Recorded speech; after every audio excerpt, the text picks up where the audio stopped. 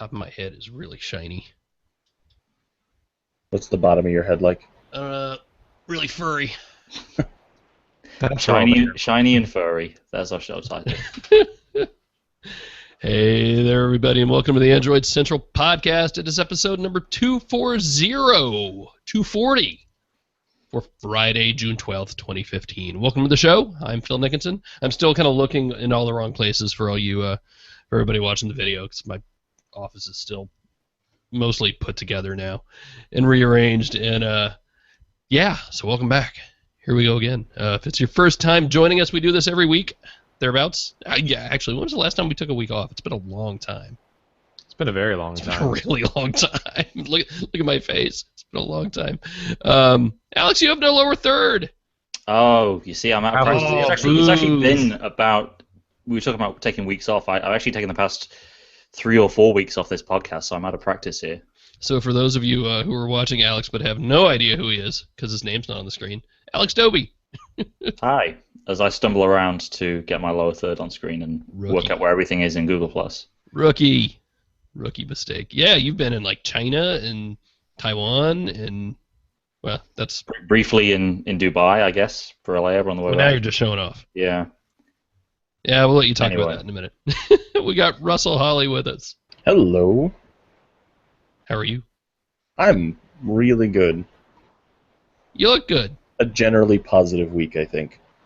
I think so. Well, I mean, that's just from, boss standpoint, but I'm happy. That's really what's important, right? Yeah. Phil's happy. Andrew Martinick, who always looks like that, even when he is happy. Yeah, I have a very narrow range of emotions, if you haven't told me. I figured that out by now. What was it? It was his Galaxy S6 video, and I just wanted to poke him through the computer with a stick. He said, I just want to tickle Andrew while he's intro, so you can actually smile when he says something. It was worse when we were in New York for the LGG4, and Derek Kessler's in the hotel room with me working on stuff, and he's, it's just Derek's personality. If you know him, it makes sense. Go watch the video. But the whole time, I'm throwing things at him and making faces and anything to he just has such a perfect deadpan delivery all the time. It works because it's him. If I sounded like that, it would not be good. I'm not sure it's good the way I sound. I'm imagining you with Derek's voice now, and see? Yeah. I don't want to do it place because that's not nice, but you know what I mean. I think Derek did a really good job with the Virtu phone he reviewed this week, especially with the videos. That was really cool. If you haven't seen it, go watch and read the whole review. I think it's a really good review. Derek, he'd been fighting for months. The backstory for this review, if you don't know what a Virtu is, it's a $9,000 Android smartphone. And that's the bottom end. Yeah. It goes up from there. That's the cheap version. He had been, after them for months to review this thing, and it's not just like a, hey, here's a $600, or even, with the GS6, here's a $1,000 smartphone, go use it for a month or whatever. He had to talk to these guys for a long time, and then they send somebody to you to deliver it. We should have had Derek on to talk about it. They don't just ship it to your head. It costs $9,000. It costs as much as a car. So they, shipped it, or they hand deliver it to him, and then you have to go through this whole setup process and the concierge, and it's ridiculous and ridiculously expensive. And there's no reason anyone in a million years should ever buy this thing, right? Right. Unless you're the kind of person who just has that kind of money laying around, right? Yeah. From reading the review, the hardware is only part of it, and there are actually some kind of flaws with the hardware where you're dealing with 2014 hardware and a battery that isn't so great. But a really bad camera, and the service layer is what they're selling here, the concierge service and all this other stuff they have built in, where it's essentially here is an app to help you find rich people things to do. And here is a concierge to help you find when you rip your fancy jacket where to find a tailor. Chances are you have people to do that for you at that point, but Well, no, I think maybe it's that line. It's that line between having a person and not. That's who this phone is for. I don't know. And part of it's just because, believe it or not, I'm kind of shy about it. But the last thing I want to do is call somebody on the phone to get help with something. That's why we have all these apps. That's why we have OpenTable, so I don't have to spend 30 seconds out of my life to make a reservation. Well, you can You don't have to call them. You can do it over text and stuff. There's Right. like an That's IM Text thing and built email in. too. Yeah. Or just use an app and do it myself. You know, that is an interesting point though, because all these apps are kind of they're bringing things to you that normally you would need a personal assistant or a concierge or something to handle that for you, and now you don't need to do that. You know, you don't have to go down to the hotel concierge when you're out of town to go talk to them about something. You can call your own car, you can call your own food, or you can make reservations or get tickets or whatever just with a handful of apps, which is, you know, that's good. You don't all need a $9,000 phone. Sure, and I that. think that the price of the concierge service, just aside from the phone, after the first year, is like $3,000 a year. Oh, is it? I missed that Yeah. part. Wow. So I mean, 24/7. yeah, it's 24/7, and it's effectively anything, right? You can ask them for help within reason. You would assume. It's a lot of money. You know, and it's funny because then you see all these celebrities, and what phone do they carry? The Probably an iPhones. iPhone 6. Yeah. You know, not a fancy one, not a crazy one that they turned it gold or anything like that. They have an off-the-shelf iPhone 6. It's not. I mean, you don't really see it as a celebrity phone, though, do you? You think you see it as more like a high-powered businessman phone kind of thing. Yeah. You would It reminds me of, I was telling my wife because she was like, "What is this thing?" And I had to remember the movie. It was back in Ocean's 13. Ocean's 13. But actually, and then I remembered they actually used Samsung in that. Yes. Pacino's 12 or character 13 wanted the of new Samsung solid phone. gold phone. Solid Yeah. gold Samsung candy bar phone. Yeah, but I mean, Virtu is exactly what I thought of. And in fact, if you've ever been to Vegas, is it Between the Wynn in Encore where they yeah, have it's it's- that mall between Wynn and Encore where all the fancy shops are. Yeah, and it's down in kind of the end where you don't see a lot of people because it's like all these shops. Because that- it's a friggin' $10,000 right. phone. It's by all these shops that have no windows and they just have like private entrances and stuff like that. That's where the Virtu store is. And actually, funny story. Who did we see there last year? But HTC chairwoman and now CEO Xiao Wang walking through there. That's true. Yeah. Well, they were all staying there. Yeah. They were all and also she's worth like $8 billion. So there's that as well. Probably that much. afford a Virtu if she wanted to jump ship there. Yeah. That's true. Oh man, so that's a fun review. If you haven't read it, go read it. Absolutely. In fact, just go to phones like phones.es/Virtu. I gave it a nice little short link because it deserved it, I think. Yep. So there's that. What else have we been up to? Actually, let's talk about it now because it's kind of breaking news today, and I haven't even been following it because I decided to blow up my computer today instead of doing real work. Russell, you've been following this. We now have a YouTube gaming channel thing. So later this summer, we are going to have a standalone YouTube app that is just for games. It is specifically for watching games and eventually broadcasting games that you are playing onto YouTube. It is without any holds barred whatsoever. YouTube saying, "Hey, let's do this thing that Twitch has been doing," which is weird because YouTube has technically been doing this exact same thing for way longer than Twitch has been around. It's just always been like limited to certain kinds of YouTube accounts and limited to certain quality YouTube accounts and things like that. And so now we're seeing this entirely dedicated games-only version of YouTube, basically, where people will be able to go and sort by game. They'll be able to search for specific titles, of which I think they said out of the gate they're planning on supporting 25,000 different games with YouTube organization lists that are different both in design and in structure from what we expect from normal YouTube. So like it'll be organized by live streams and let's plays and things like that. They could not be making it any more clear that they want gamers to come and do this whole thing separate from normal YouTube. How is it different than Twitch? So far, the thing that'll make it different from Twitch is that it's YouTube. So if you are broadcasting, you'll be able to record in the highest possible quality and have it stay immediately. And while we haven't seen if there are, going to be prices associated with those kind of like high-end accounts or anything like that, that's Twitch's business model. They have kind of a free system where anyone can go in and do stuff, but then if you want to store your videos on Twitch for any amount of time, or if you want to store certain quality videos on Twitch for any amount of time, you have to pay for those other accounts.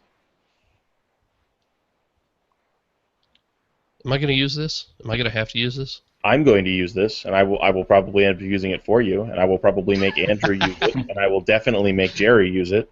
But no, there's a good chance that you probably won't use it to do much more than spectate. I was thinking about this sort of in the context of Periscope this week, and you were using Periscope really well for AC this morning. I was playing around with it at a baseball game earlier this week, and I mean, again, Periscope's not doing anything that Google and YouTube haven't done either, right? I mean, live streaming goes way back. I remember, the early days of Kick when Kick first came out.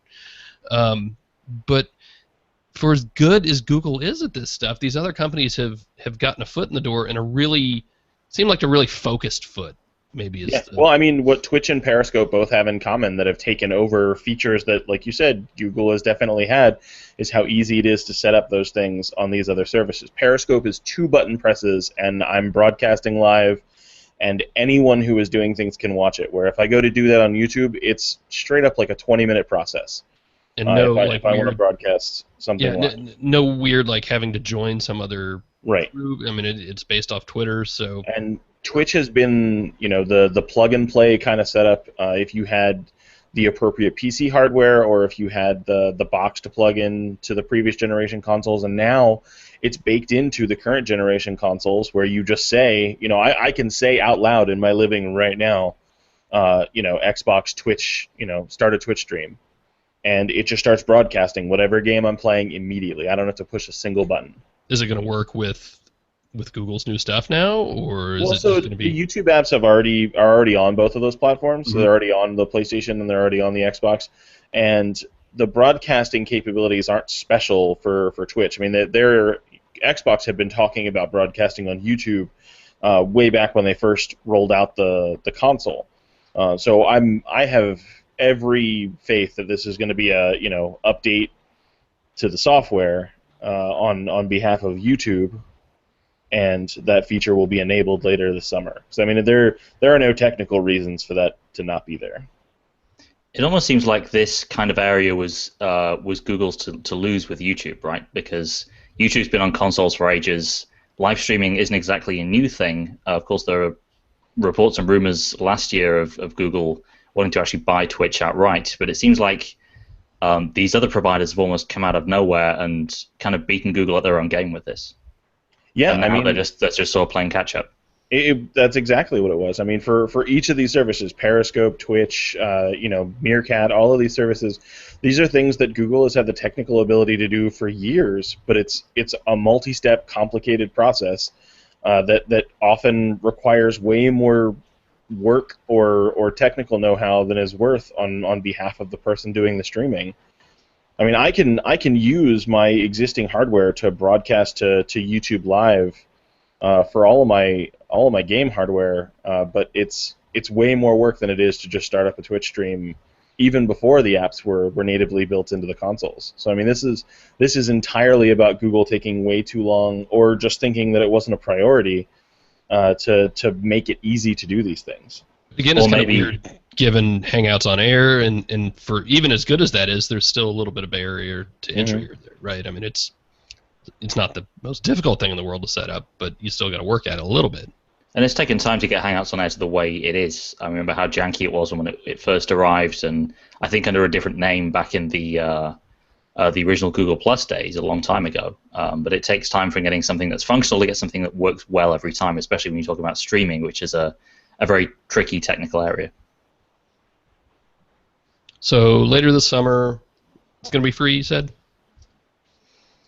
It will most likely be free. They haven't said anything about pricing or anything like that. We are going to hear more this summer. I would honestly be surprised that we don't hear more about it at E3 next week. I don't know that YouTube has any specific presentations, but it would not shock me if Microsoft and Sony came out on stage during their presentations and said, hey, by the way, there's this YouTube gaming thing, and we're going to support that as well. Yeah, I thought YouTube had said that they had some kind of presence at E3, but obviously before. Yeah, I think they before always have a announced presence this, at E3. Before they announced this, they couldn't exactly say Right. that. And Microsoft is going to be the interesting one, given all the ecosystem back and forth between those two on this. Given there still isn't a proper YouTube app for Windows Phone and all this other stuff we've had going on between the two of them. And while that's true, their YouTube app for Xbox was like a day one thing, and it's always worked really, really well. So it could just be that the Xbox team works better with the Microsoft guy or with the YouTube guys. I honestly have no idea.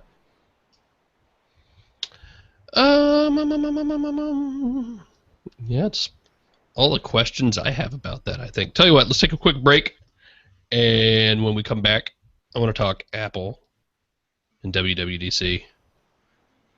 Gas. And I might say some dirty words. Oh, stop it. Hang on, we'll be right back.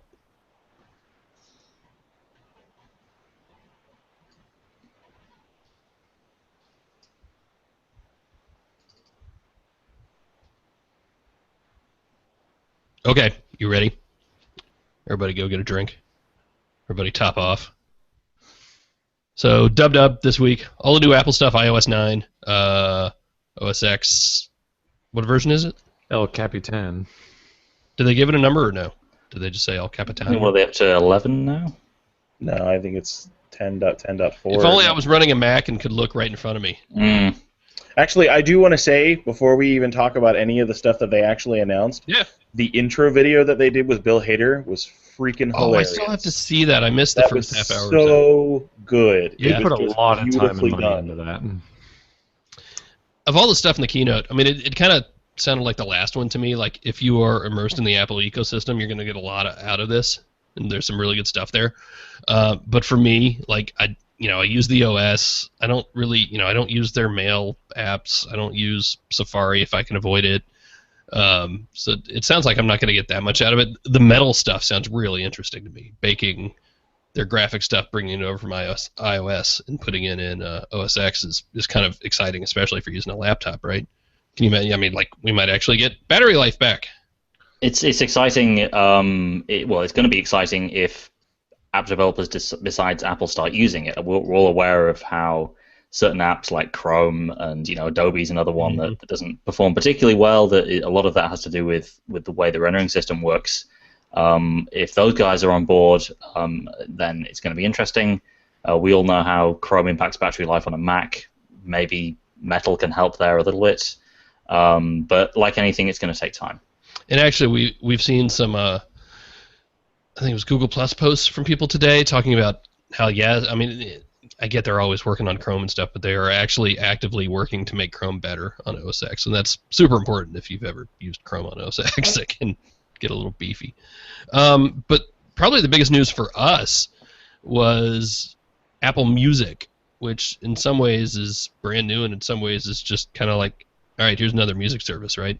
Well, Or they're Ping pretty Part much 2. saying, they're pretty much saying, we did this Ping thing, we keep doing this iTunes thing, we have this iTunes Match thing, and we also have iTunes Radio, and then remember we bought Beats. Okay, now all of that is all just one super app where you can do all this stuff, and, it makes sense, but it also was, the announcement was it all's coming together into one app more than we're announcing something that's entirely new that you've never seen before. Right. I mean, this is all basic stuff. $10 a month.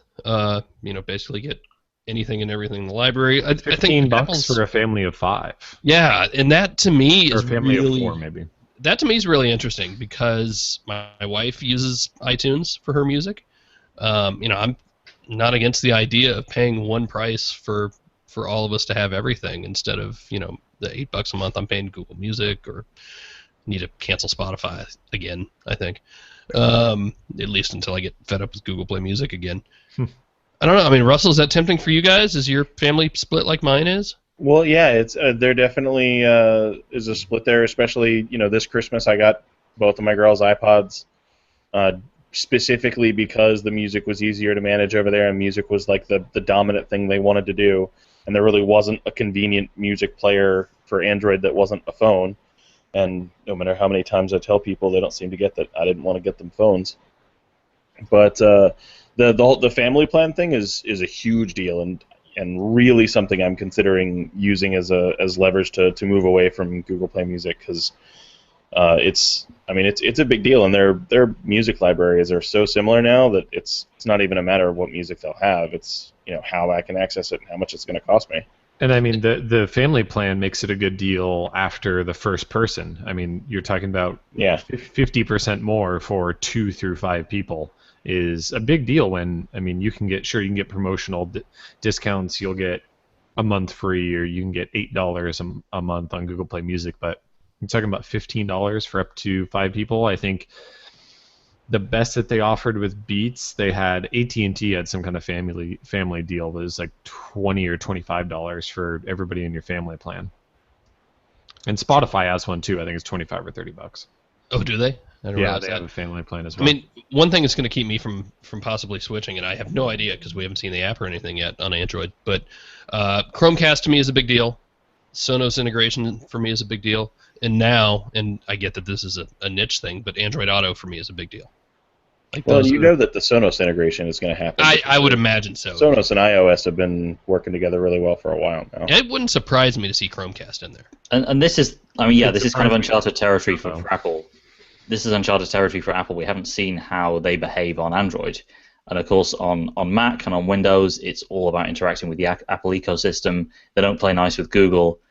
If all of a sudden they're acting on Google's platform, how much are they going to integrate with the way Android works and the way the Google services work that are so integral to Android?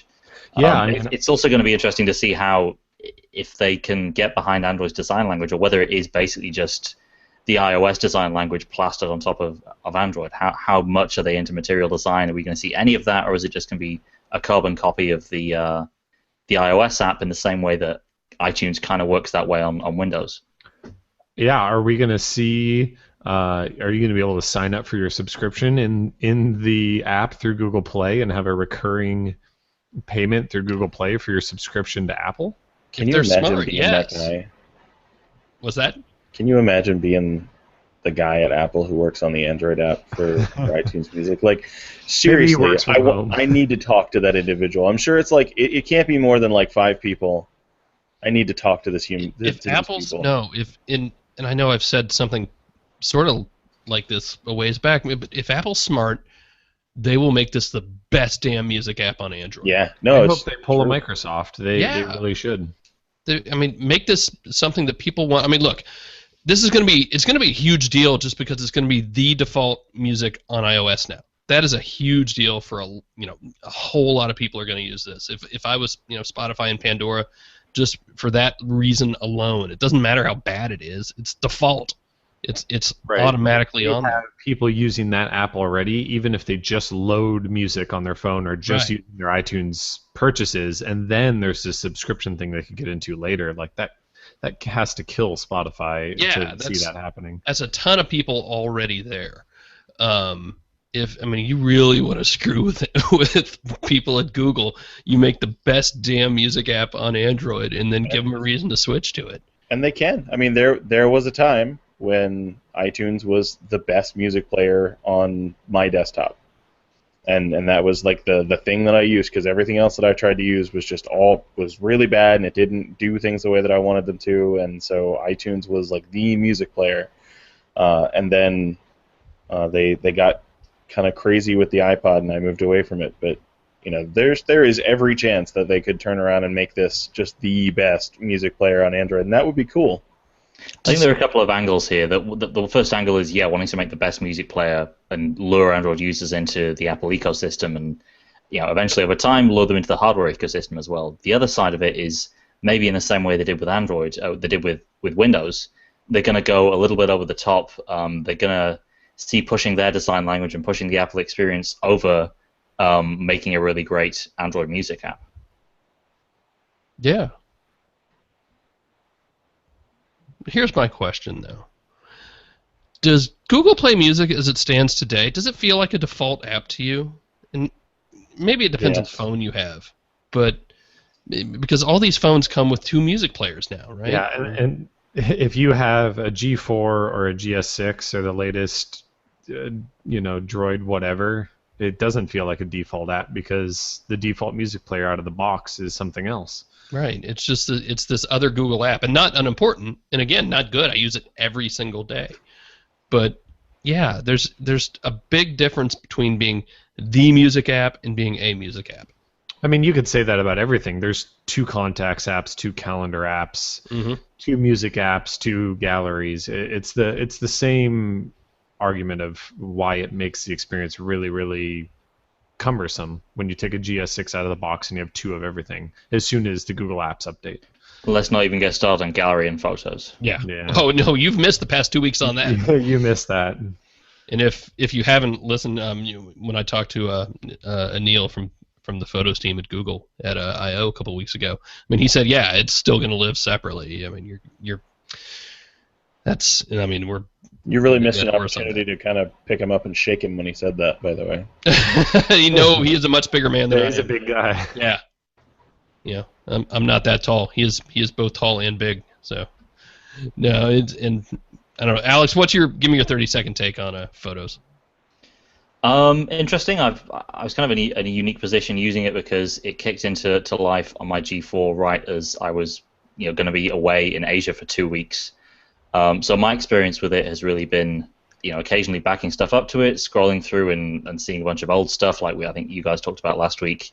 The interesting thing for me has been actually using it as part of this trip and seeing stuff build up and eventually bring back stories and stuff the way that the old Google Plus Photos app used to. And I think it's getting there. It's still kind of annoyingly automatic and at the same time annoyingly manual. The automatic stuff just isn't quite good enough to, it gets tripped up by stuff like time zone changes and location still isn't where it needs to be. And if you use it on a plane, then, onboard Wi-Fi confuses the hell out of it. For example, coming on the way back last week, it had, Google Maps thought that I was in Incheon in South Korea heading due north into North Korea, which I was not. So there are problems there, and I had a bunch of photos from the plane looking out the window tagged as in South Korea, which is not good. And of course, that feeds into Google Photos because Google Photos just looks at the GPS information in the metadata. So there are parts of it that some of the automatic stuff is that it does is really good. Like Auto Awesome is still there, obviously under a different name. But I think for as good as Google is at dealing with large amounts of data, this particular part of Google still gets tripped up by just the sheer amount of stuff that it has to deal with and all the various parts of Google that need to talk to each other to make it work. That was longer than 30 seconds, but there you go. Periscope had me in the middle of the country somewhere the other day. It was a little weird. I mean, look, that any of this works in any way, shape, or form is still kind of magical to me. But I feel you. And especially, I mean, we've talked a lot about tagging photos and geotagging and stuff over the past week. And yeah, I didn't launch into the Apple privacy stuff, but maybe we should now. That was a weird segue. It's kind of a forced segue. Look, I have a very public job. I'm gonna pull up the chair and sit down for this one. I have a very public Gather job. round, kids. And for a long time have kind of balanced this work-life thing to varying degrees of success, right? So I get the need for privacy, and again, thank you everybody for not, stalking me too hard. Not that you should or want to, but it's absolutely possible. Every now and then I would put out a photo that still had geotagging turned on, or maybe a picture of my house that's recognizable enough or something like that. It's one of the reasons I'm glad I'm in an office now. So, I mean, to back up, if you haven't heard, one of the big value propositions for iOS 9 and Apple in general going forward is privacy. We don't want your data. We don't move your data through the cloud. We don't have it on our servers. We don't want it. That in and of itself, I think, is a good thing. That is not bad. That is laudable, and it's probably a not the worst way to go about business if that's what you want to do. Google, meanwhile, from the get-go, go back to the founder's letter, at the time of the IPO. I've linked to that a few times lately, and read it and believe what you want to believe. And to me, you have to balance that with what you actually see from a company versus what they say. But from the beginning, they said, we're going to organize the world's data. We're going to take all this data and do some really cool stuff with it. And to me, that's a good thing, but that also means that they have to. It is as imperative for them to be careful with that data. Otherwise, their money goes away and the company will cease to exist. So when Apple says that, we value your privacy, as if nobody else can possibly value it, even if they're using, data that, by the way, you opt in to give them. They're not taking anything from you involuntarily. Apple not taking your data is no more inherently good than Google saying, we're going to take this data that you are voluntarily giving us and do some really cool stuff with it. Does that make sense? I think you nailed it when you said that if people stop trusting Google with their data, then Google's revenue streams go away. Apple knows this. It's in Apple's financial interest to make people scared of the way Google collects data, and that's why they're doing what they're doing. But here's something that's kind of an interesting counter to this. The way that they're doing this whole, everything is going to be local, nothing's going to be in the cloud, we're not watching, we don't care, it's not going to be tied to your account. You are a hardware company that wants everyone to be using all of your products all the time, and you just publicly admitted that none of your things are going to be talking to one another. What is the point of using your service? Why would I bother with doing searches on Siri and relying on history searches in Siri on my iPhone if I then pick up my iPad and none of that information is there? Or if I go to my MacBook and none of that information is there? Do we know that that's going to be the case? It has to be the case. There's no way to identify it by your account, which means there's no way to move it from device to device. That information couldn't go from one device to another device based on the explanation they've given of how that service works. Right. They're either lying about what data they're moving between devices, or the experience is going to be really bad. And honestly, anybody who's used Apple's cloud services knows that they're not good at making that data transition between devices anyway. I'm really curious to see what comes out of all that. I mean, if they're able to get anywhere near, and if you haven't seen all the WWDC coverage, go to iMore and check it out, because there's a lot of. I don't even care about the Me Too stuff. I don't care about the Google's done this already, Android's done this already. I'm really curious to see how good these services are without or with a different sort of data than the way Google's doing things. And if they manage to do it in a way that makes people want to use it. I'm not the right person to tell you that, because I don't use both services. But I mean, Android guys here. If you think about it on a fundamental level about what needs to be done for something like Google Now to work as well as it does, and we know it's not perfect. It makes a lot of mistakes, just like algorithms in Google Photos make mistakes, and search results aren't always great. And that's with the power of Google's insane computation engines on their servers and crunching all this information. How much do you really think can be done with just happening locally on your phone? I mean, the greatest thing about internet-connected services is that the processing doesn't happen on your phone, and it can all happen remotely, and then you just get the benefit through a very lightweight Google search app that can then just pull down the important parts.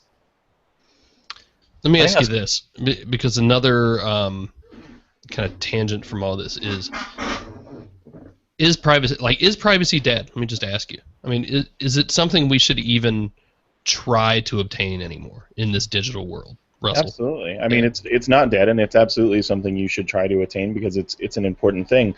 But there's kind of two things about the weird global conversation that's happening right now. The first is that there's a huge difference between privacy and personal responsibility, and a lot of people screw that up. And the second is that you are exactly as private as you choose to be, which means you have to pay attention to the services that you are using. There are a lot of companies, it's not in their best interest to make you more secure because they make money off of your data. It doesn't really matter what company we're talking about. That's, they want your data. I'm not necessarily talking about Google or Yelp or any of those companies, but you have to pay attention to make yourself more secure. And even then, it's not a guarantee, but it's a really strong foot forward. What do you think, Alex? Is this a different conversation for you, living in a different part of the world than us?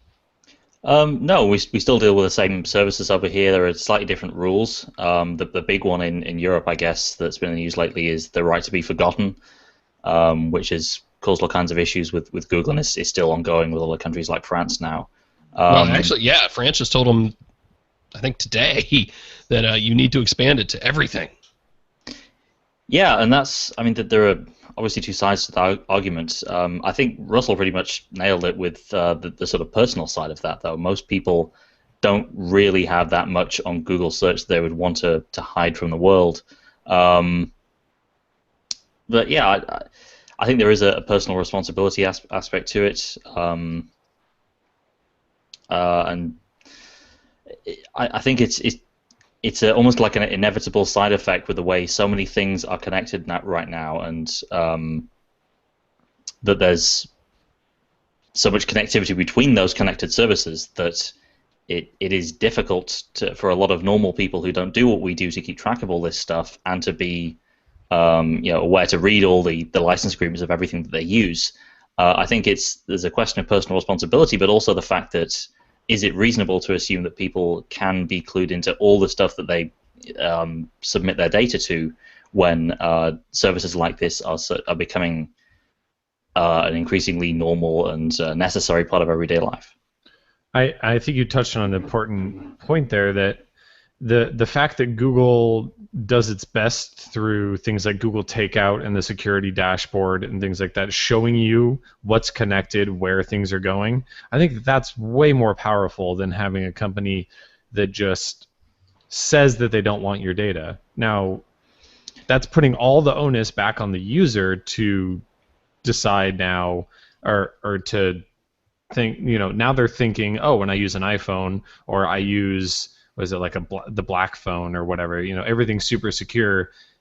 Do they just all of a sudden stop caring about what they do? Now, what happens when they download the Yelp app from the App Store? Yelp's definitely looking at your data.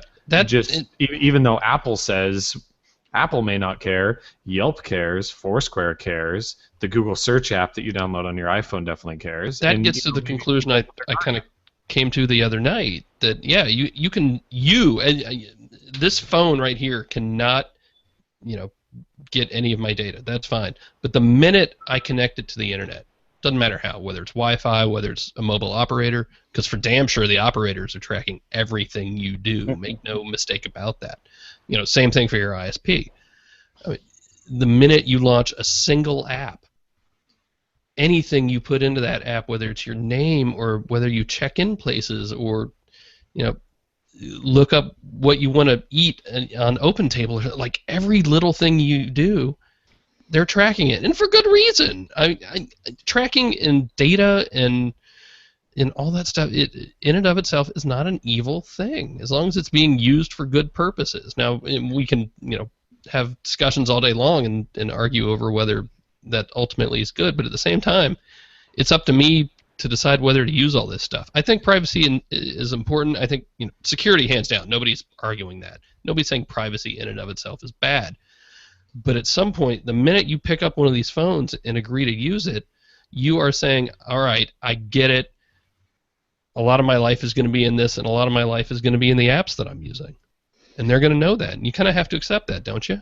Well, kind of. I mean, there is such a thing as a dark design pattern, where we have app developers who are being less than honest, and we've run into these problems in the past where app developers are being less than honest, and to Apple's credit, the ability to the app permission system that is in iOS has made it a lot easier to implement a dark design pattern on Android than it ever did on iOS, and that's being fixed in Android M, which is good. But it also means that there's a billion devices out there right now, that could potentially, if you're not paying attention, cause you to fall victim to this dark design pattern. And that's not great, but it does fall a little bit under, personal responsibility. I mean, it is something that Google works pretty constantly at to make sure that it doesn't happen, but it does still occasionally happen, and that is, we're talking about a fraction of a percent, but it's something worth noting. I think getting back to Apple and the way they've presented this over the past week I mean, the cynic in me says that this is probably more about Apple presenting this sort of PR pitch as them as the safe guardians of your data, whereas and portraying Google in a negative light. And actually, like I was saying before, if people don't trust Google with their data, people start giving Google their data. That is a disadvantage for Google. It's hard to view this for me in any kind of context besides Apple's ecosystem war with Google. And being the gigantic corporation that they always care more about your money than you.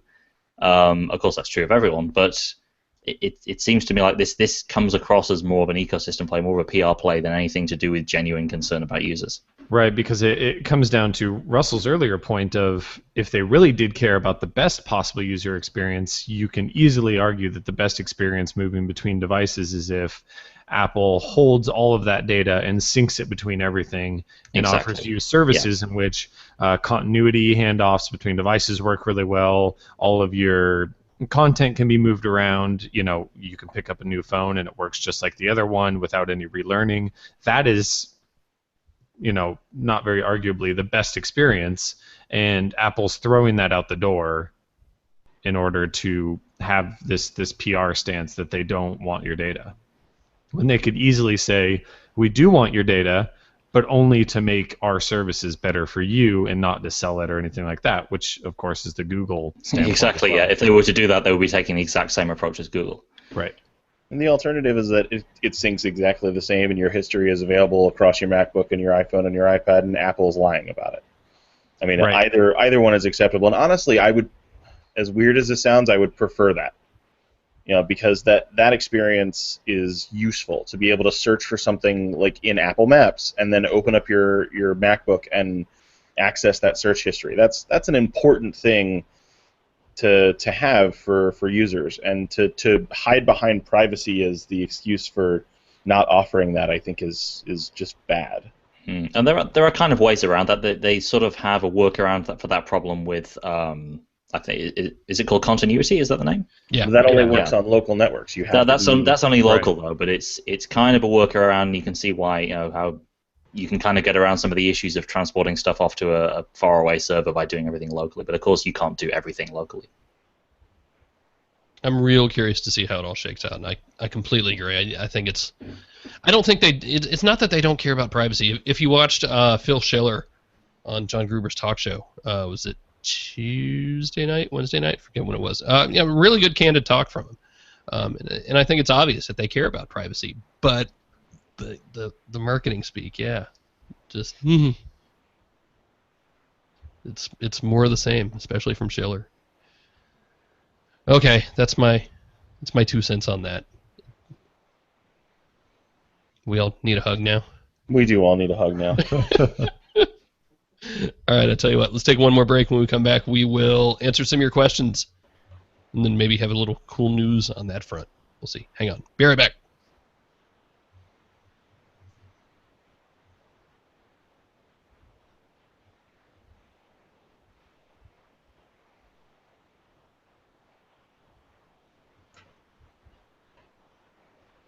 And back we are. Oh, hey, by the way, Russell has a really cool toy this week. You. Almost forgot. I have it here. It's the Dell Venue 10-7000. Dell, I got to work on that name. Please hire someone to name things for you. I'll do it for free. I don't care who it is. Just. What would you call it, Andrew? You just take the 7000 off of it would be a great idea. Did Russell just hang up on us by dropping it? He dropped that is awesome. He dropped it on the keyboard and Russell just disappeared from the podcast when he dropped it. See how long it takes him to get back. I mean, they like Dell just names things. Hi, Russell. I dropped the tablet on my finger. They name things like a SKU number that they would have in an internal system, and then they like print that on the box. I'm not saying that you need like crazy marketing names like Android phones in 2012 and 2013, but dang, just drop the 7000. Anyway, so how's this tablet? It's super great as long as you're not trying to open it and then drop it on your keyboard and close all of your Chrome tabs. But yeah, so we have had there's hundreds of different keyboards for tablets to try and take tablets and make them more productive, and they've been around forever, and I've used, gosh, dozens of them, and they're really all terrible. But this one is just super cool. Like it's this Dell tablet that splits out into two pieces, and you've got like these speakers that go all the way around that sound really nice, and this part is really just a bigger version of the Dell 7, the Venue 7 that you and I both looked at. Running 5.0.2, and it's really nice. I mean, despite being bigger, the screen still looks really super good. But the keyboard is this Bluetooth keyboard that doesn't have a battery. It only receives power when it's connected to the tablet. And as soon as you connect it to the tablet, the tablet recognizes it and goes, okay, we're connecting the tablet. We're connecting the keyboard immediately, and it just immediately starts working. And the key layout is phenomenal. I mean, it has all of your right, and there's a touchpad which puts a mouse on the screen and lets you go around and scroll. It's you can use it like a laptop where you don't have to reach out and poke the screen, but you've got all of the Android keys, including a launcher button and a search button, and they all, for the most part, work inside of the different apps. I've only been messing with it for a couple of hours, but so far I am really, really impressed. And Phil, you know how your only real complaint about the Venue 7 was that it was kind of hard to hold sometimes? Yeah. This whole putting a giant bar on the one side for you to wrap your hand around really eliminates that. And that's something that Lenovo has done with its tablets, because they put a like a laptop battery style cylindrical battery on the side, and it ends up, they put a kickstand in there and stuff like that too. So, I mean, other than looking funky, it makes a lot of sense. I mean, how have you found landscape use, Russell, just outside of the whole docking aspect? Because I guess you've still got regular bezels on the side, but if you're holding something where the center of where all the weight is at this thing that's either at the top or bottom, that's going to get a bit awkward maybe if you're using it in landscape.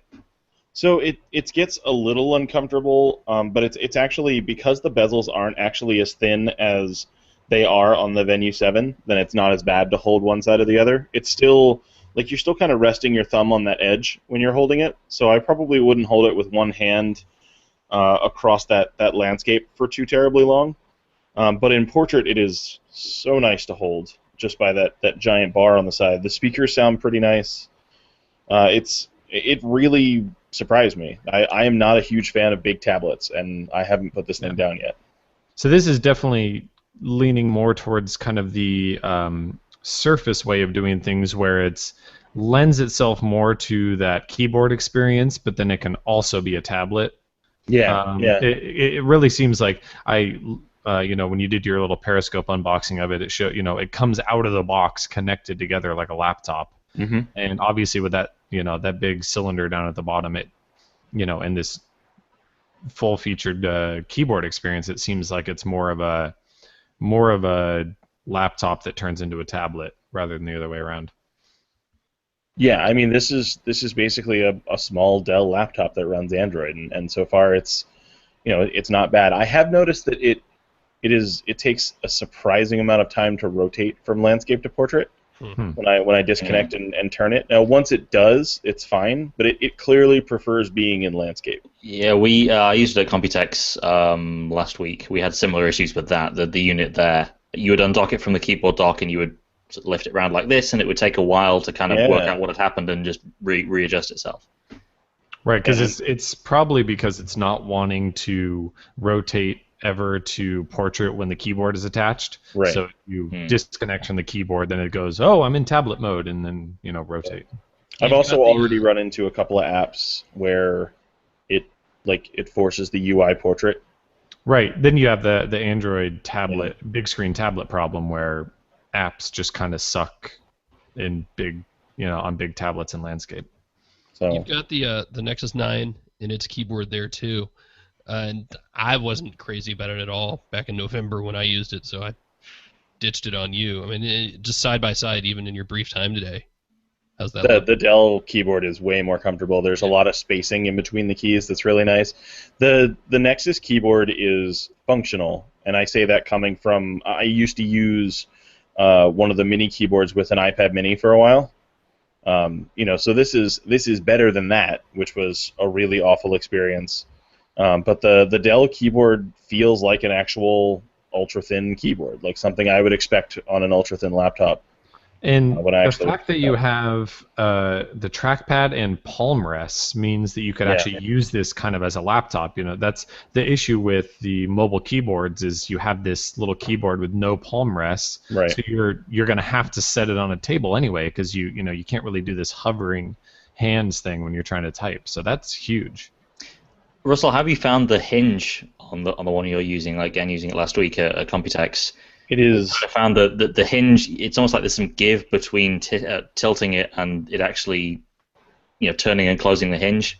The same token, closing it and then trying to prise it apart to open it again. That was kind of awkward. So when I dropped it earlier and it kicked me out of the Hangout, that was because I was trying to pry it open, just like you were just saying. And that is a huge pain. Like every time it's completely closed and I go to pry it open, it's because all the weight is on the top and there's no weight on the bottom, and that's just what happens when you do something like that. There was a Samsung laptop that came out right after the original Surface Pro that had the exact same problem, and it was a lot bigger. But this is just it's not going to open very easily because all the weight is on the top. But once you get it open, I don't know. I don't think the hinge is too bad.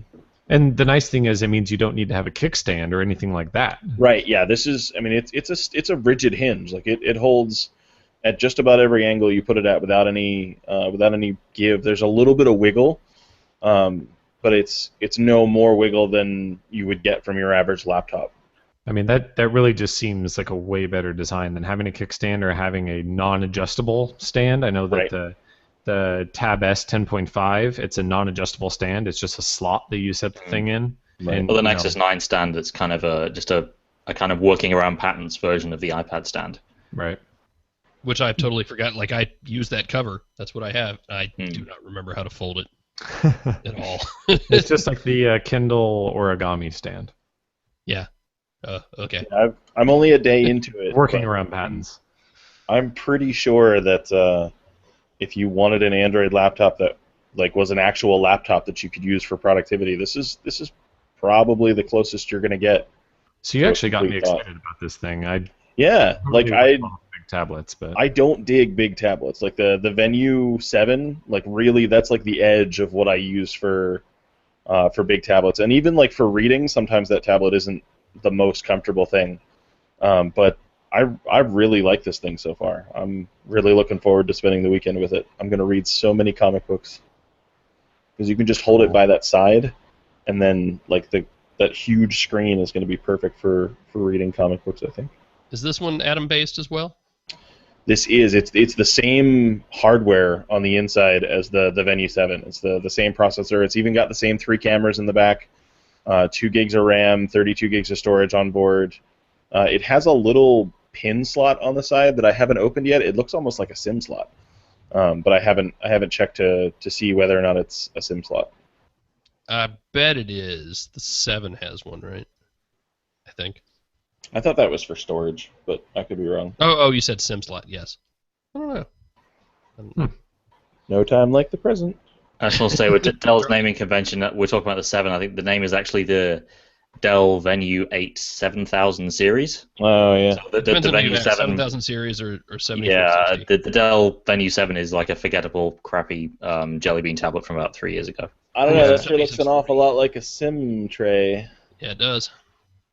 I might have to shove a SIM card in here and see what happens. If this thing has LTE, that would be even better. And what's the... So can you only buy them together as a combo, or can you buy so the this tablet is separate?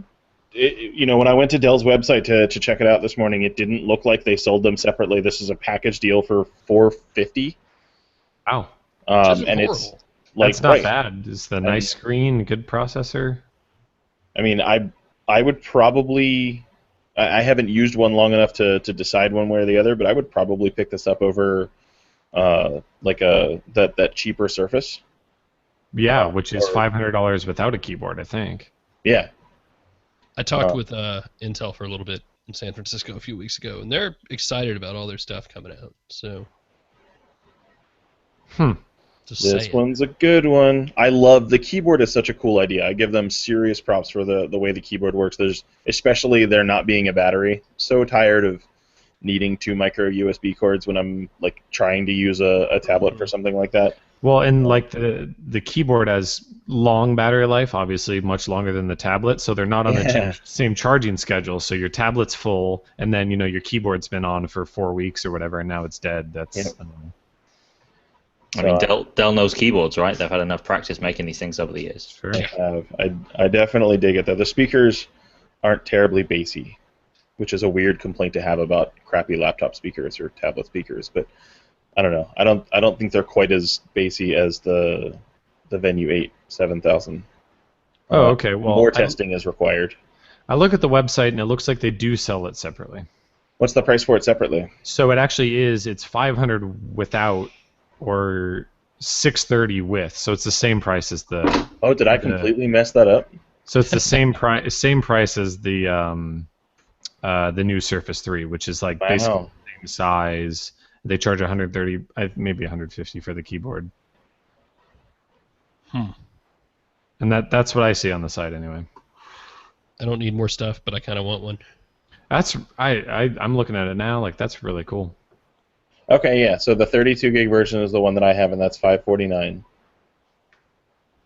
But you can only buy the keyboard bundled with it with the 16 gig version. Oh, well, that's not what I have. I have a 32 gig version. Well, don't read in too much into that because we didn't buy this. It's a review unit, so who knows what they sent us. And it's not the first time they've changed. They changed the 7-inch bundle recently too. Huh. So. Oh, you're right. Yep. Yeah. I mean, this definitely is like a going rate for that kind of thing. I mean, the Nexus 9 is basically the same thing. You're talking about $400 plus another $100 for a keyboard. Surface 3 is about the same. All these convertible Windows tablets are in the $400 to $600 range as well. That tray is an SD card slot. That totally looks like a SIM tray. That is bad form, Dell. You tricked me. But it also means that you can expand this thing to 512 gigs because it supports SDXC. Sweet. So you can put quite a bit of storage on this thing. It's just funny when I look at it now. It looks so dopey without the keyboard attached, but with the keyboard attached, it's super sleek and futuristic. Kind of funny how that works. Funny how that happens. Yep. Okay, let's go answer some questions because people have been pushing them in. You said we were going to do that. So. Yeah. Hey, by the way, now that I think I have our new little podcast system fixed and rigged up, and I hope, I don't want to jinx it, but I think this is going to sound so much better than it has before.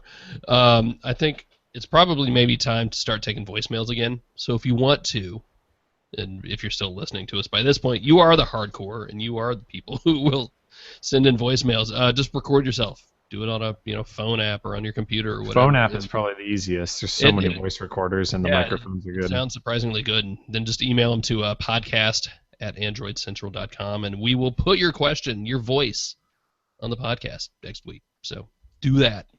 I missed those a little bit. It was always fun. So with that, Doug asks, when will we start to see more phones and tablets and Chromebooks with USB-C, and do you think it will correspond with the time frame for the Android M release? Yeah, October. Yeah, it's from. I think I'd be surprised if we saw anything high-end at IFA this year that wasn't USB-C. I'm looking forward to buying all new chargers and having 2 million old cables that I can't use anymore. You know what? The most important cable I still have will be my mini USB cables. Or those double-ended mini micro ones so you can use old cameras and crap. Because I have like 2 old things that still use them. It'll be a good time to go through that big bundle of micro USB cables, toss out the cheap and failing ones, and get new ones.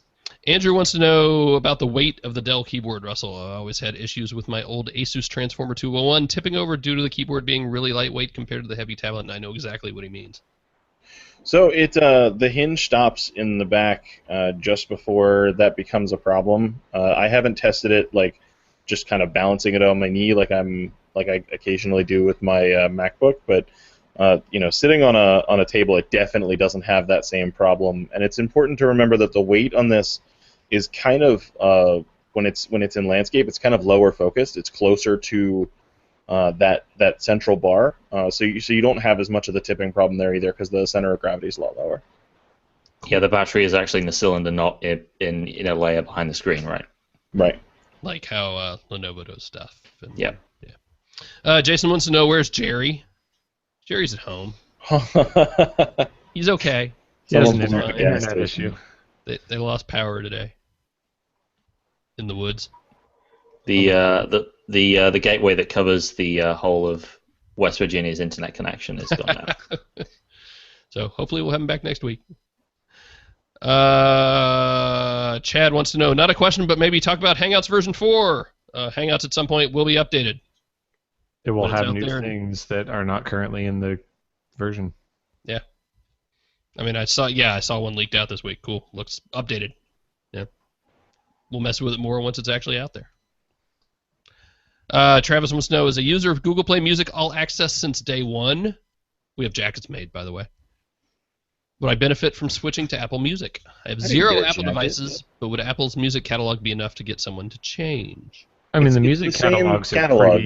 are pretty much comparable within a handful of songs. Yeah, I think as far as differentiators for the streaming music service goes, the catalog is probably the least of your concern. Keep in mind that Google is the new guy here when it comes to music stuff.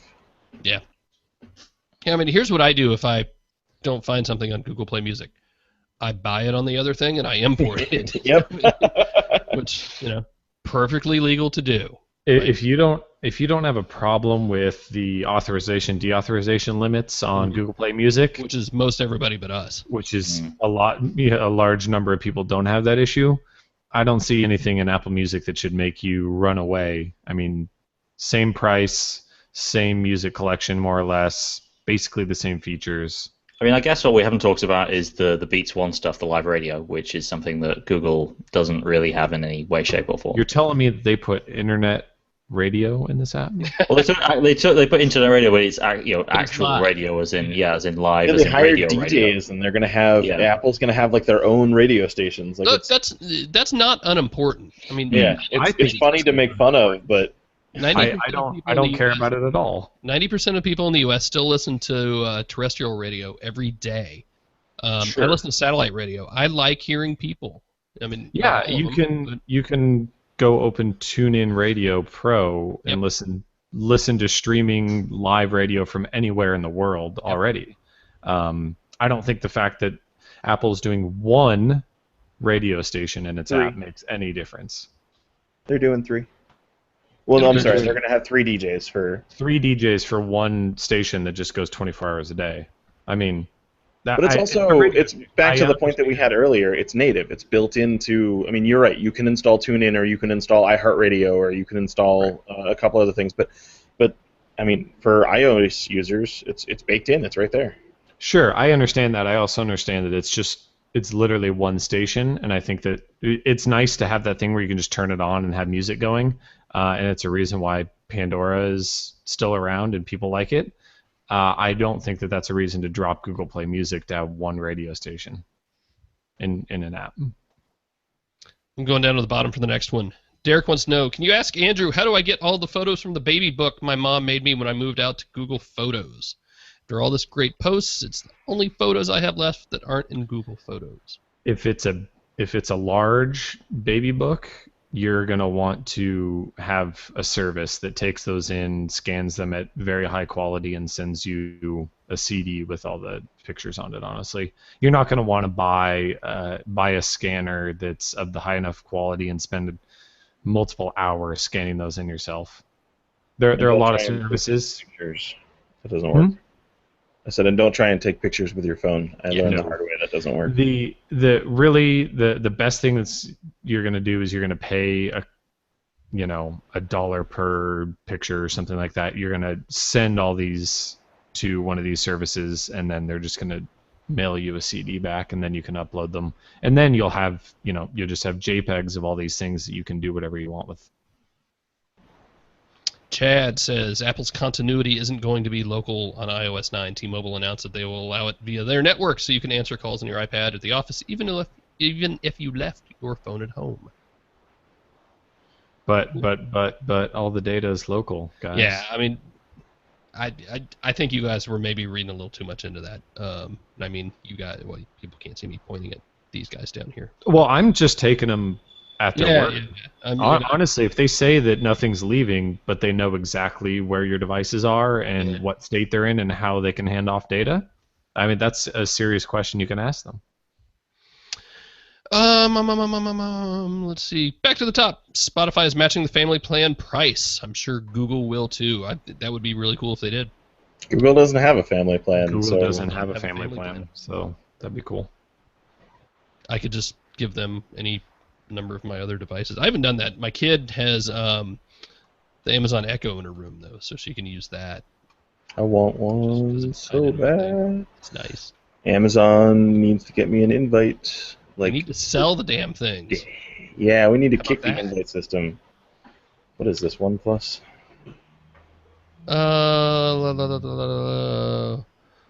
Okay, what is everyone's thoughts on the Big M? That's kind of a big question. As capital letters, it's one of my favorites. It always reminds me of the mountains. Yeah. I'm just from using it on the Nexus 6 for the past couple of weeks. It's kind of obvious that the kind of release this is. There's less stuff in the current preview that is just straight up broken the way stuff in the L preview was. We would never recommend people use a dev preview as their main OS on their only phone, but it is easier to do that certainly than it was last year with the L preview. As far as M itself, whatever it eventually becomes, it's like we've already said, it's clearly just building on what was in Lollipop, like Google said, adding more stability, fixing bugs. I think the big user-facing thing is probably going to be now on tap. I think that's going to be huge, and if it works anywhere near as well as Google says it was going to work, then that's going to be probably as big a change going forward as Google Now itself was in Jelly Bean. But I think like ice cream sandwich to Jelly Bean is the right analogy. That is that kind of jump where they take a very big change in Android in Lollipop and build on top of that with a new platform version, but what is very much stuff layered on top of a more polished version of the previous release. Ashish has a question for Russell. I'm confused by your Doze comments. This is one of the features in M. I have Android M on my Nexus 5, and I put it next to me every night, not on the charger, to test Doze, and I get all the notifications, etc. Even my podcast app downloads at 4 a.m., and I see the same battery benefit. Cool. I don't see any of that, so turns out the developer previews are weird. Fair enough. I don't know. Yeah, I'm sleeping. It's supposed to only pull down everything if it's charging. Yeah, based on how they explained it. Yeah.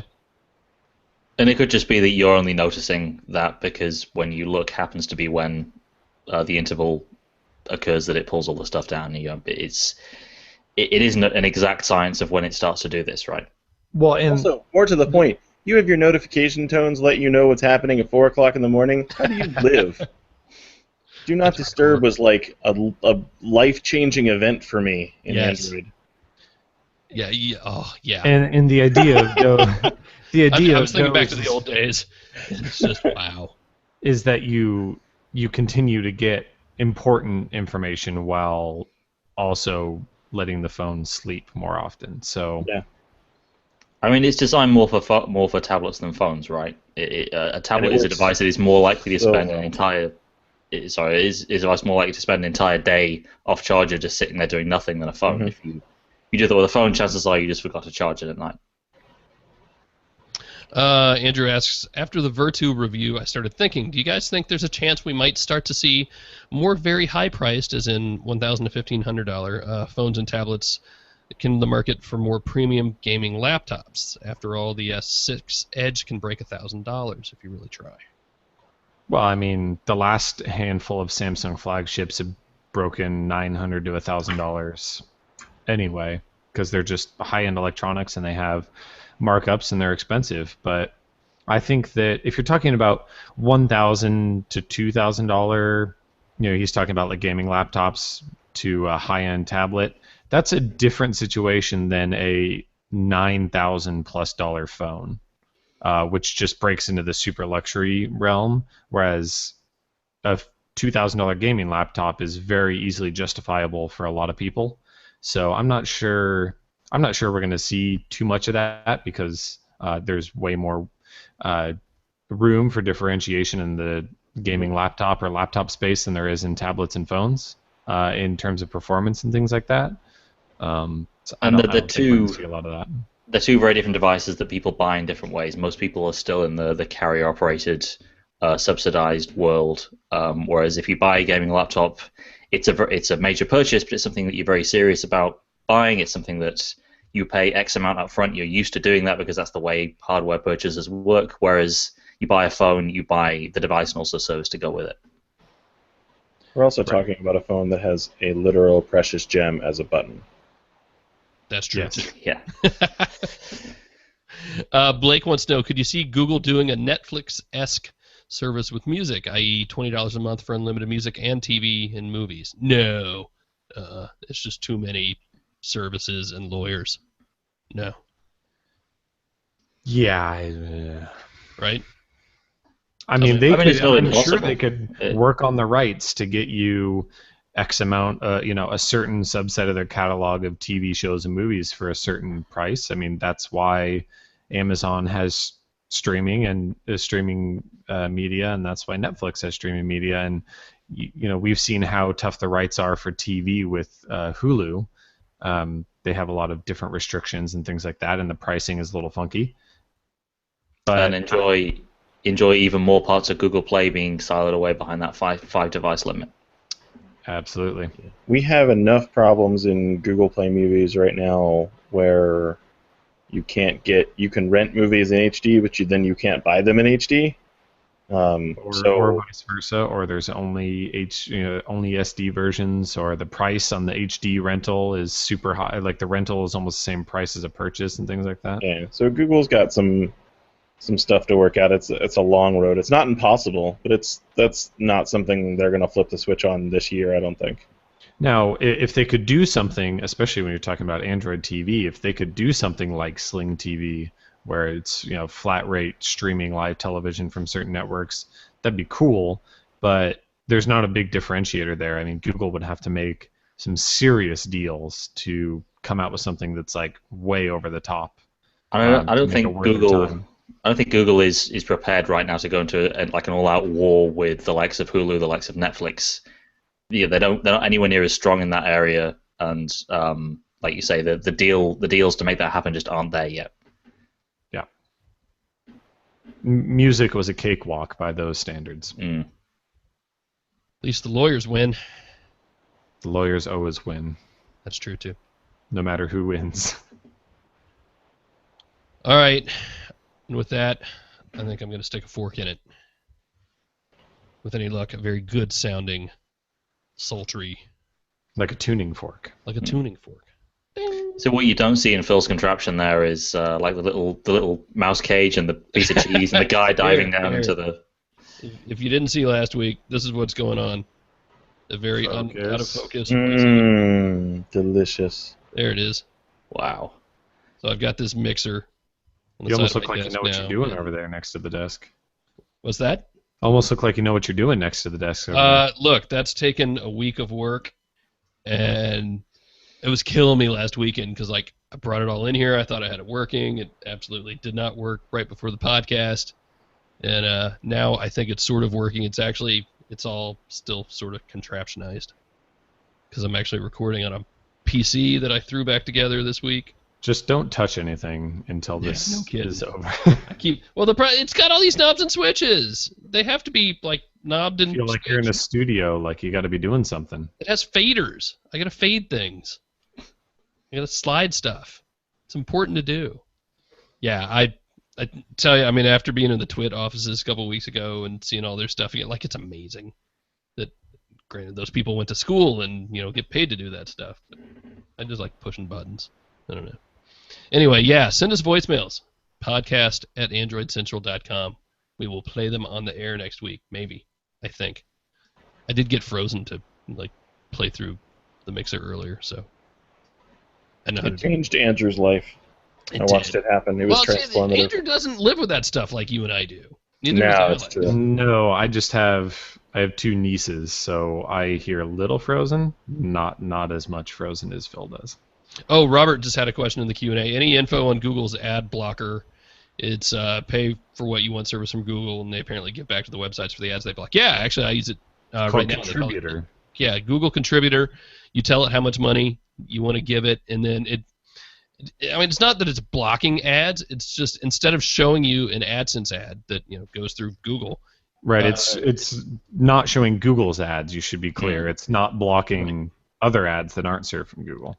Yeah. You can choose what it replaces it with, right? Like I think the last time you had pictures of cats or something. Mine shows up as cats, which is a lot of fun. And sometimes I forget about it. I'm like, why is there? Oh, right. Okay, and you can pick and choose which sites you want it to work on. Like I turned it off for AC just because I'm on Android Central so long. I don't want to waste part of my $10 on ourselves, and I need to see what our ads are anyway. So it gives the money directly to the sites instead of showing the ads. Yeah. Is the idea, and you choose how much money, and then it distributes it as you go through. Yeah, here, let me see. Google.com/contributor. It's something you have to sign up for, right? Yeah, I got in, I don't know how long ago, about a month ago. So let's see, $10, 1,200 ads removed over the past week. Sites contributed to, iMore is on top, which makes sense because I have to go there a lot. And I've given them 50 cents. Wow. So it's not, yeah, I mean, look, it's not, I'm not giving all these people, like $10 each. See who's anonymous sites, whatever that is a total of 31 cents. XDA 24 cents. Windows Central 8 cents. Weather Underground, which I go to a lot, 6 cents. So yeah, I mean it's not a lot of money, but it's a cool little option. I like it. So next week we will be back. Jerry will be back, I hope. We have anything going on between now and then? I don't think we do. We're just kind of working on stuff, doing things, right? Yep. Cool. As we are every week, we are brought to you by shopandroid.com. Go buy things. Got G4 stuff coming in. That's super important. Awesome. I wonder, we need to do a poll or something and see how many people are using leather versus plastic. Right? I don't mind the plastic as much as I thought I would. Well, I got leather, which comes from Korea, that I ended up buying at a stupid cost to get in Korea before my trip before. It's nice. I mean, it's not super nice. It isn't the kind of crazy sea change that I expected from the plastic. It still feels a little bit scratchy, a little bit plasticky. But it looks nice. I think the black leather is still by far my favorite, having looked at the brown leather a little bit more closely last week. It's something different. It makes the G4 into more of a special phone than it might otherwise have been. The poll, by the way, needs to be how many people are using the leather G4 and how many people are wrong. Exactly. Exactly. I just stopped using the G4 altogether. That fixed it. Go follow us on all the social things. We're still Instagramming it up. If you're not following us there, there's a great picture of Derek and the Virtu phone on there. You have to see it. We are periscoping as well. Yeah. Wow, I sound like an old, out-of-touch white guy when I say that. Hello, fellow children. As opposed to me actually being an old, out-of-touch white guy. Twitter, Google+. What other places do we do things? I think that's AndroidCentral.com. AndroidCentral.com. Always important. Go download our app if you have yet to do so. And that, I think, is that. Russell, Alex, Andrew, thank you guys. Everybody at home, thank you guys. Everybody in your cars, I hope we sounded better this week. Oh, wow, I'm excited. I can't wait to go edit this now. Even if we don't, just tell Phil that we do, or it'll break his heart. Fine.